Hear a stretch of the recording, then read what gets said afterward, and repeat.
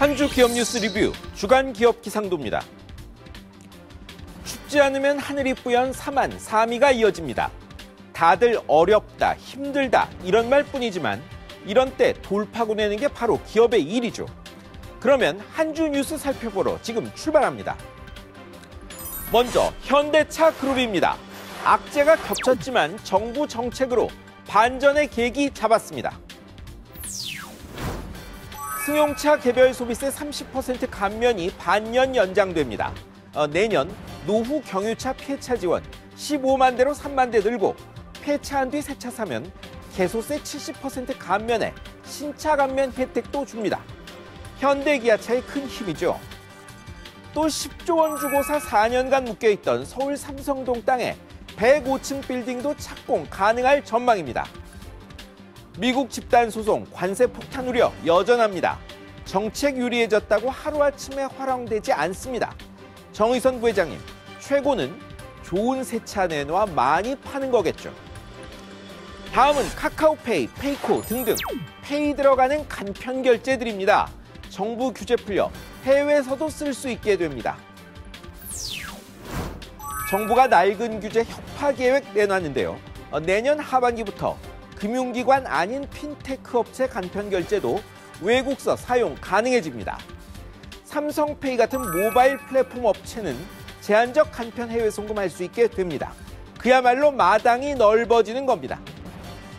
간편 결제 해외에서도 쓰면 편한 것은 물론 카드 쓸 때 비자, 마스타에 내던 1% 수수료 아낍니다. 뒤떨어진 규제 들고 있을 필요가 없는 이유입니다. 이제 흐린 기업입니다. 한 주 가장 흐렸던 기업 중 하나, 서부발전입니다. 위험, 아니 죽음의 외주화란 비난에 휩싸였습니다. 화력발전소에서 일하던 24살 청년이 컨베이어 벨트에 끼어 비참하게 숨졌습니다. 컴컴한 곳에서 조명도 제대로 없이 위험한 일 하는데 둘도 아닌 혼자였고 작업 압박에 밥도 제대로 못 먹었습니다. 그것도 외주업체의 비정규직. 이 모순을 그대로 드러낸 곳은 공기업 한국서부발전이었습니다. 이 와중에 회사는 직원들 입단속했다. 사고로 작업 중지 명령 내려졌는데 컨베이어 벨트 돌렸다. 외주업체라며 뒷짐진다. 말 많습니다. 사실이라면 상식을 정면으로 거스르는 일입니다. 이번엔 애플코리아 보시죠.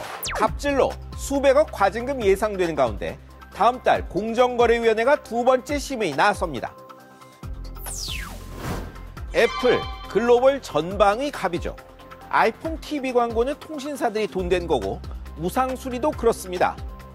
휴대전화 유통점들은 애플의 전시용 폰 강매 폭로했고 고객 상담 맡은 애플케어 상담사 노조는 소속사가 애플이란 말 떼내라 했다고 항의합니다.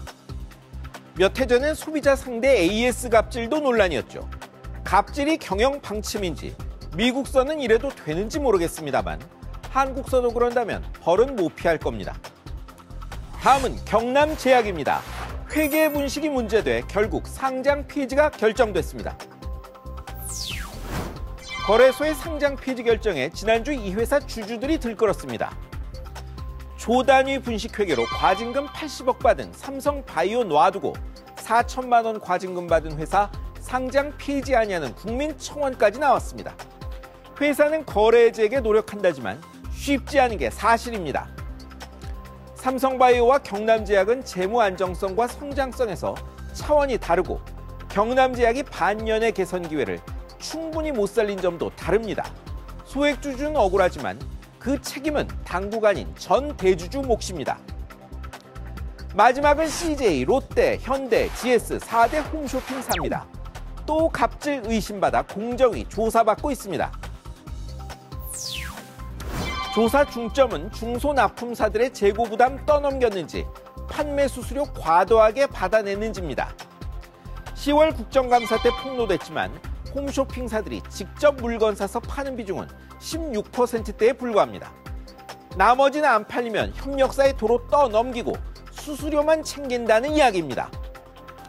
올해 홈쇼핑 조사는 이미 작년 김상조 공정거래위원장이 공언했던 겁니다. 오히려 늦은 감이 있고요. 오늘 기상도에서 빠진 다른 홈쇼핑사들도 조사 가능성 크니 안심하지 마시기 바랍니다. 천대 상장사 중 적자 기업이 외환 위기 때보다 많다는 뉴스가 있었습니다. 위기라면 위기인데 이 위기를 돌파할 근본 책임은 정부가 아니라 기업 스스로에 있습니다. 지금까지 주간 기업 기상도였습니다.